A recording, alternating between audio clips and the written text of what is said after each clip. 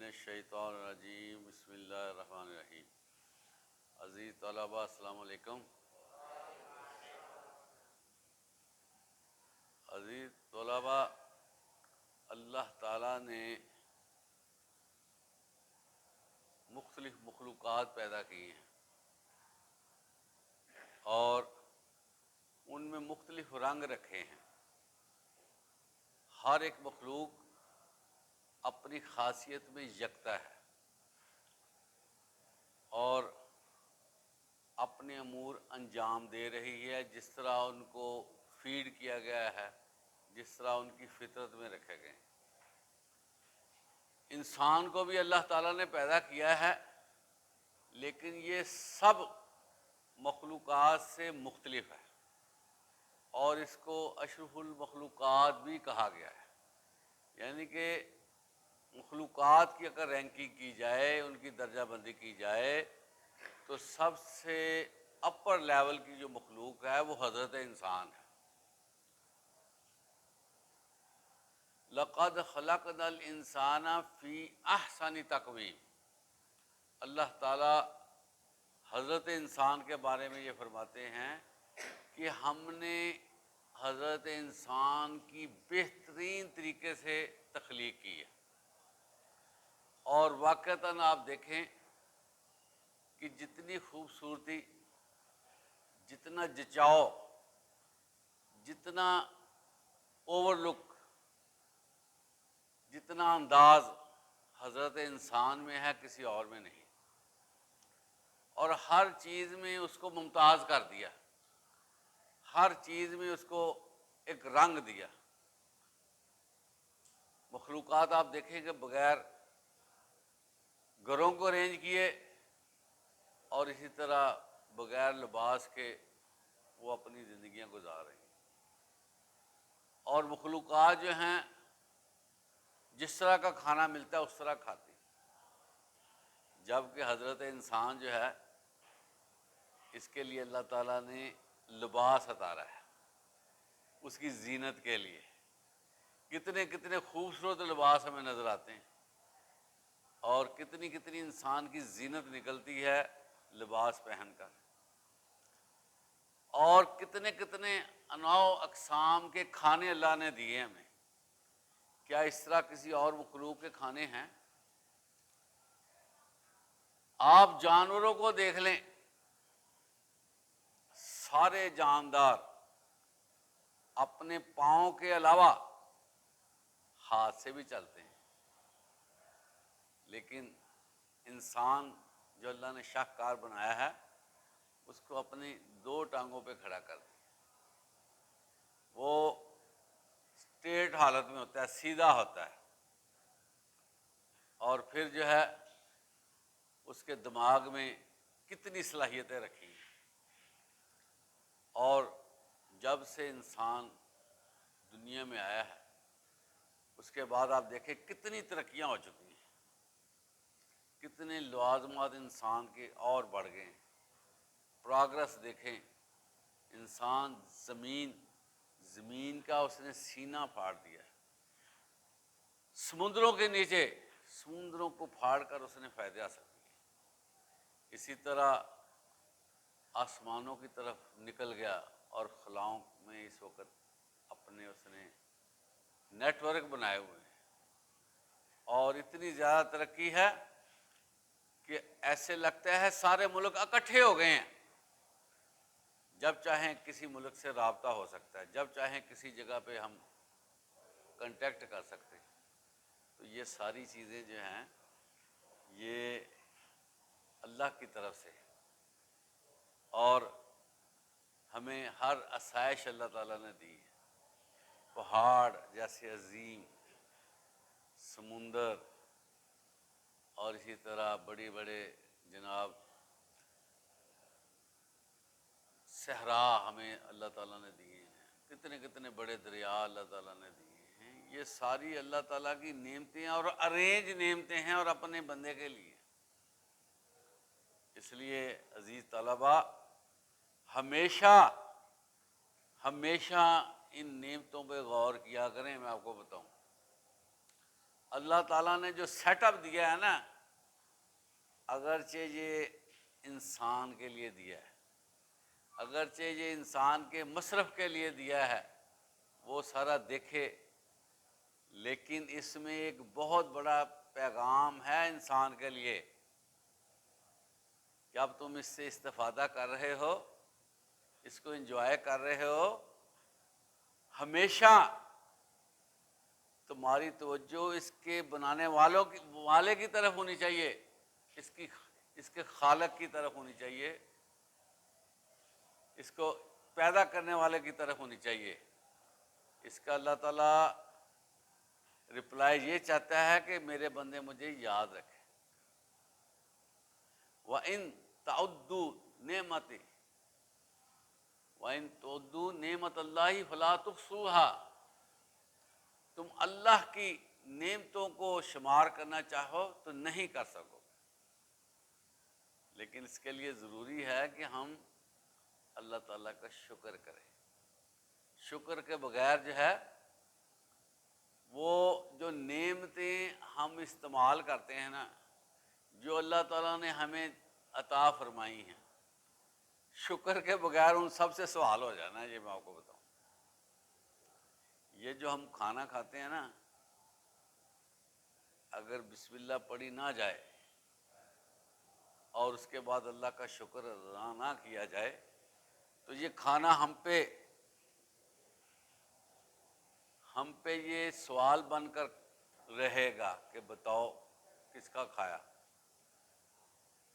نعمتوں کا سوال ہوگا، لیکن جو بندہ بسم اللہ پڑھ کر کھاتا ہے، آخر میں شکر ادا کرتا ہے، وہ ایسے ہی ہو جاتا ہے جیسے روزہ دار ہے، شکر ادا کرنے والا۔ اس لیے عزیز طلباء، ہر وقت اللہ کو اپنے دل میں بسانا چاہیے۔ اللہ تعالیٰ وہ ہستی ہیں کہ اگر سانس اندر ہے اور اللہ تعالیٰ نہ چاہیں کہ وہ باہر کو آئے، باہر نہیں آ سکتا۔ آپ اپنے جسم میں کوئی بھی نعمت کو دیکھ لیں، وہ کتنی ناگزیر ہے۔ اگر کسی بندے کی ایک انگلی کا چھوٹا حصہ بھی کٹ جائے تو اس کو ساری عمر محسوس ہوتا ہے کہ مجھے یہ کمی ہے۔ اور اسی طرح اگر آنکھ کا مسئلہ ہو جائے تو سب یہ احساس کرتے ہیں کہ یہ آنکھ کا مسئلہ ہے۔ تو یہ چیزیں اللہ کی بہت بڑی نعمتیں ہیں، یہ اللہ تعالیٰ کی بہت زیادہ عطا ہے ہم پہ کہ اللہ تعالیٰ نے پورے کا پورا وجود ہمیں بخشا ہوا ہے۔ اور ہمارا اس میں کیا تھا، بہت سے لوگ جو ہیں پیدائشی طور پر نبینا ہو جاتے ہیں، بہت سے لوگ جو ہیں وہ پیدائشی طور پر ہی معذور ہو جاتے ہیں، بہت سے لوگ بعد میں معذور ہوتے ہیں۔ تو یہ ساری چیزیں جو ہے نا ہمیں ہر وقت غور کرتے رہنا چاہیے۔ اللہ تعالیٰ فرماتے ہیں لَإِن شَكَرْتُمْ لَأَزِيدَنَّكُمْ، اگر تم شکر کرو گے تو میں تمہیں اور زیادہ دوں گا۔ اس لیے آپ علیہ الصلوۃ والسلام نے بھی یہ فرمایا ہے کہ تم ہر وقت اللہ کو یاد کیا کرو، تمہاری زبان جو ہے وہ اللہ کے ذکر سے تر رہنی چاہیے۔ اور ایک بندہ اللہ کے ہاں پیش ہوگا، اس سے پوچھا جائے گا کیا تم نے عمل کیے ہیں؟ وہ کہے گا میں نے ساری زندگی اللہ تیری اطاعت کی ہے، تیری فرمان برداری کی ہے، نیک عمل کیے ہیں۔ اس کے اعمال ایک پڑھنے میں رکھے جائیں گے اور اس کی آنکھ کی جو نعمت ہے وہ ایک پڑھنے میں رکھی جائے گی۔ آنکھ کی نعمت زیادہ ہے، آنکھ کی نعمت کا پڑھنا بھاری ہو جائے گا، اور اللہ اس کو کہیں گے کہ تمہیں میں نے اپنی رحمت میں جنت میں بھیجنا ہے۔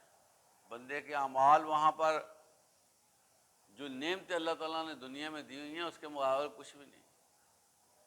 ساری زندگی بندہ سجدے میں بھی رہے تو پھر اللہ کی نعمتوں کا شکر ادا نہیں کر سکتا۔ اس کا حساب نہیں ہو سکتا، لیکن یہ اللہ تعالیٰ کی مہربانی ہے، اس کا فضل ہے کہ وہ تھوڑی نیکی کو پسند کرتا ہے، بڑی کر دیتا ہے۔ جو بندہ ایک نیکی کرتا ہے نا، اس کو 10 نیکیاں ملتی ہیں، یہ پتہ آپ کو، اور اگر اس کے اندر خلوص ہو تو نیکی بڑھتی جاتی ہے۔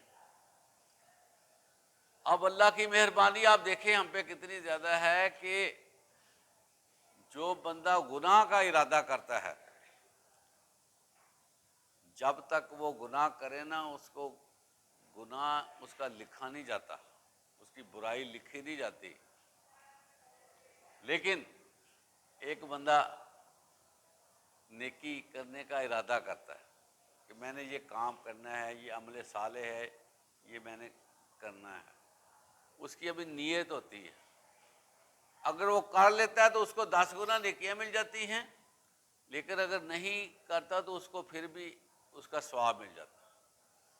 اس سے آپ اندازہ کریں کہ اللہ کی ہمارے ساتھ کیا تعلق داری ہے، کتنی محبت ہے۔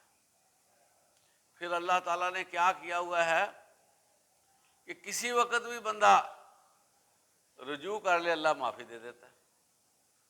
اللہ کے ہاں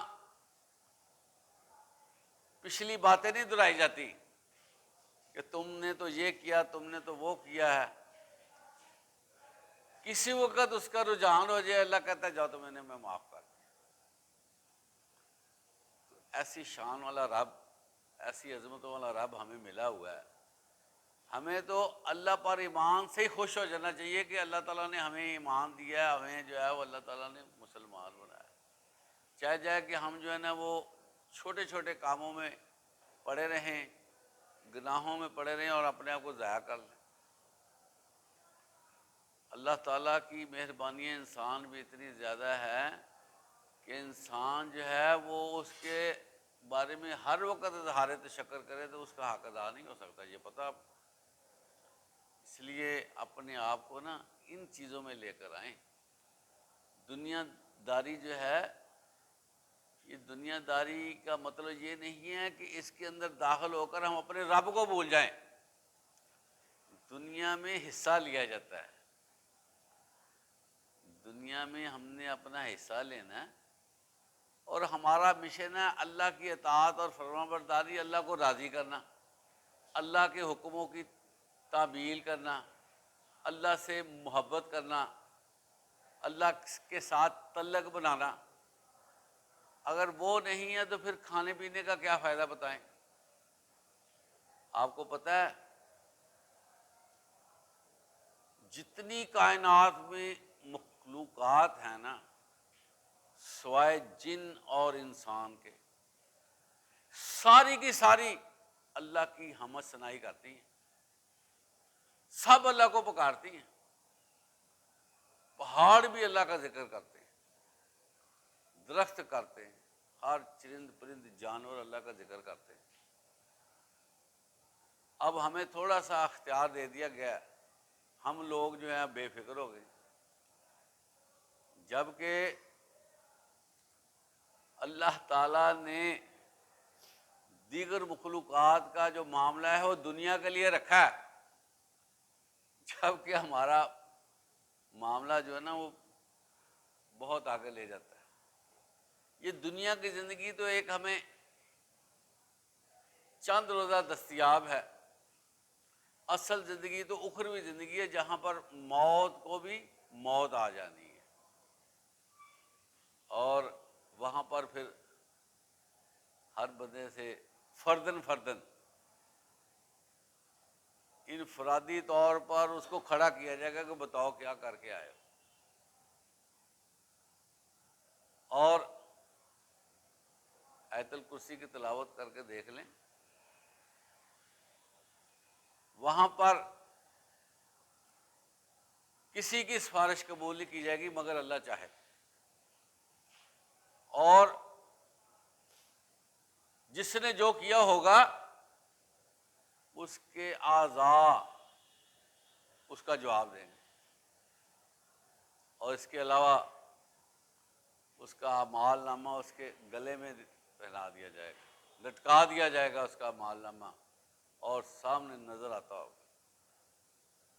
تو یہ جو معاملات ہیں یہ بہت اہم ہیں، مسلمان کو نا ہر وقت یہ غور کرنا چاہیے۔ اور آپ صلی اللہ علیہ وسلم نے فرمایا کہ انسان کی دو حیثیتیں رہنی چاہیے، تیسری حیثیت نہ بنائیں۔ ایک انسان کو سوچنا چاہیے کہ میں مسافر ہوں۔ مسافر کبھی اپنا دل نہیں لگاتا، وہ کہتا ہے میں مسافر ہوں، میں نے واپس جانا۔ ایک انسان اپنے آپ کو اجنبی سمجھے، اجنبی شخص کو کسی چیز سے لمبی وابستگی نہیں ہوتی، وہ کہتا ہے میں یہاں پر تھوڑی دیر کے لیے ہوں، میں نے تو یہاں سے روانہ ہو جانا، مجھے کیا ضرورت ہے ان چیزوں میں پڑھنے کی۔ تو جب بندہ اپنے آپ کو ذرا مختصر پوزیشن میں لے آتا ہے نا، پھر اس سے گناہ ختم ہونا شروع ہو جاتے ہیں۔ وہ ایسے کاموں میں نہیں پڑتا جو لمبے چوڑے ہوں، جو گناہ کو کہتا ہے میں نے تو چلے جانا، مجھے کیا ضرورت ہے ان چیزوں میں پڑھنے کی۔ پھر وہ اپنے آپ کو سنبھال کر چلتا ہے، وہ تقوی پہ آ جاتا ہے، اور ہر چیز میں اس کو محسوس ہوتا ہے کہ میرے رب نے مجھ سے یہ پوچھ لینا ہے، میں نے اپنے رب کے سامنے حاضر ہو جانا ہے، میں نے قبر میں جانا ہے، مجھ سے ہر چیز پوچھی جائے گی۔ اس لیے جو لوگ اپنی ڈائریکشن بنا لیتے ہیں نا، سمت کا تعین کر لیتے ہیں نا، وہ کامیاب ہوتے ہیں۔ ہر مسلمان کی سمت اللہ نے بنا دی ہے جب وہ کلمہ پڑھ لیتا ہے، کلمہ شہادت۔ اب اس سمت کو خود اگر خراب کرے گا تو اس کو کتنا نقصان ہے۔ سمت ہماری یہی ہے، کوئی معبود نہیں سوائے اللہ کے، محمد صلی اللہ علیہ وسلم اللہ کے بندے اور رسول ہیں، اور ہم نے اللہ کی کتاب کو فالو کرنا ہے اور آپ صلی اللہ علیہ وسلم کی سیرت کو فالو کرنا ہے۔ یہ دو ہی ہمارے کام ہیں، آتی اللہ و آتی الرسول۔ تو اس میں پھر بندہ اپنے آپ کو تھوڑا سا الرٹ کر کے رکھتا ہے کہ میں وہی کام کروں جس میں اللہ کی رضا ہے، اور ان کاموں سے بچ جاؤں جن سے اللہ اس کے رسول نے منع فرمایا ہے۔ بندے کی زندگی پھر ترتیب میں آنا شروع ہو جاتی ہے، پھر اس کو زندگی کی جو خوبصورتی ہے پھر اس کو مزہ آتا ہے، وگرنہ زندگی کی خوبصورتی کا مزہ نہیں بندہ کرتا جب تک بندہ جو ہے اپنے آپ کو سرنڈر کر کے اللہ کے لیے وقف نہ کر دے، بندہ زندگی کو انجوائے نہیں کر سکتا۔ یہ میں آپ کو بتاؤں، کیونکہ زندگی جو ہے یہ اللہ کی عطا ہے، اور اس میں جو دل رکھا گیا ہے، دل میں اللہ تعالیٰ نے یہ چیز بنا دی ہے کہ جب تک اس میں اللہ کا ذکر نہ آئے گا دل کو سکون نہیں ہو سکتا۔ اس لیے سارے بچے روزانہ غسل کیا کریں، روزانہ مسواک کیا کریں، اپنے آپ کو صاف ستھرا رکھیں، اور اٹھتے بیٹھتے لیٹتے اللہ کا ذکر کیا کریں۔ یہ ذکر جو ہے یہ انسان کو بہت ساری چیزوں میں آگے لے جاتا ہے، اور بہت ساری چیزوں جو خطرناک ہوتی ہے اس سے بچا لیتا ہے۔ انسان طلبہ آپ کو نہیں پتا کتنا خطرے میں ہے، آپ سمجھے نا کہ کوئی بات نہیں ہے، ٹھیک ہے، نہیں، انسان ہمہ وقت خطرے میں ہوتا ہے، اور بڑی بڑی مخلوقات ہیں جو اللہ نے بنائی ہوئی ہیں جو ہمیں نظر بھی نہیں آتی، وہ ہماری دشمن ہے۔ آپ کو پتہ ہے جب ہم گھر سے آتے ہیں تو ایک فرشتہ ہماری حفاظت کرتا ہے، یہ پتہ آپ کو؟ آپ اندازہ کریں کہ فرشتہ حفاظت کرتا ہے، اللہ تعالیٰ نے وہ مقرر کیے ہیں کہ یہ ہمارے بندے اس کی حفاظت کرو۔ تو کیا ہم اللہ کا شکر ادا نہ کریں کہ اللہ تعالیٰ نے ہم نے مصیبتوں سے بچایا ہوا ہے؟ اب آپ کو پتہ ہے تھوڑا عرصہ ہوا ہے جو ترکی میں زلزلہ آیا، وہ اتنی بڑی بلڈنگیں تھیں، اتنی زبردست بلڈنگیں تھیں، ایسے لگ رہا تھا جیسے کاغذ کو لپیٹا جا رہا ہے، ایسے ہی آنن فانن اتنی بڑی بلڈنگیں گر گئی۔ اور اس سے پہلے آپ کو پتہ ہے سیلاب آیا پاکستان میں، اس میں کیا ہوا کہ لوگ آبادی بہت زیادہ تھی، راتوں رات یہ کام ہوا اور ہر چیز کو بہا کر لے گیا۔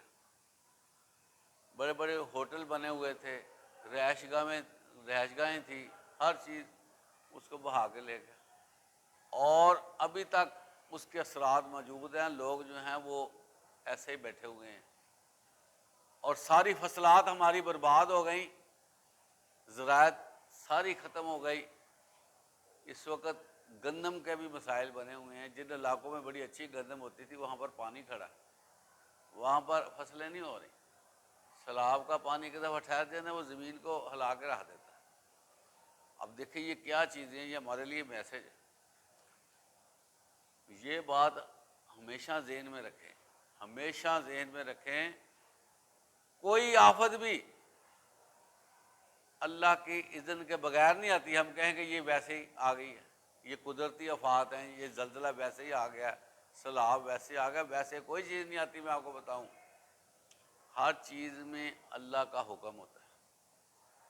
تو جو قومیں اپنے آپ کو مطیع اور فرما بردار رکھتی ہے نا، اللہ تعالیٰ ان کو آفات سے بھی بچاتا ہے، اور ان پر خصوصی کرم کرتا ہے، اور ان کو بہت سی چیزیں ایسی دیتا ہے جو ان کے وہم و گمان میں بھی نہیں ہوتی۔